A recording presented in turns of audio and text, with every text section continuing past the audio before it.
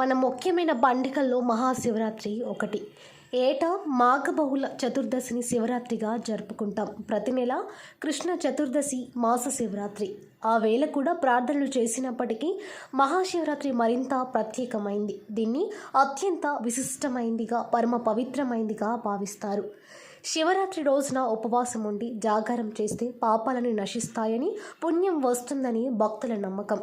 ఉదయాన్నే లేచి తలస్నానం చేసి పూలు ఫలాలతో శివునికి పూజ చేస్తారు. ఈ రోజున ప్రతి దేవాలయం కిక్కిరిసి ఉంటుంది. ఇక శివాలయాల సంగతి చెప్పనవసరమే లేదు.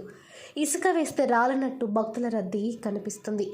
అభిషేకాలు, పూజలతో పరమశివుణ్ణి ఆరాధిస్తారు. భక్తుల పాలిట కల్పతరు అయిన శివునికి ఈ విశిష్ట దినాన రోజంతా ప్రత్యేక పూజలు జరుపుతారు. రాత్రి కూడా దేవాలయాలు తెరిచే ఉంటాయి. పూజలు, భజనలతో శివనామం మారుమోగుతుంటుంది. ఈ పర్వదినాన లింగాష్టకం, శివ పంచాక్షరి జరిపిస్తారు.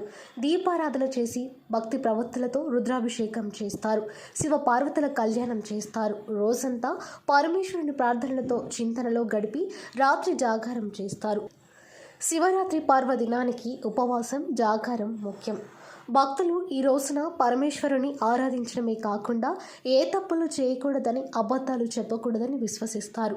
ఏడాది పొడుగునా ఏ పూజలు చేయని వారు కూడా మహాశివరాత్రి నాడు ఈశ్వరుని ప్రార్థించి శివ సన్నిధి పొందినట్టు పురాణాలలో ఎన్నో కథలున్నాయి. ఆఖరికి పాపాత్ములు కూడా శివరాత్రి రోజున అనుకోకుండా నియమాలు పాటించినా సరే ముక్తి లభిస్తుందంటారు.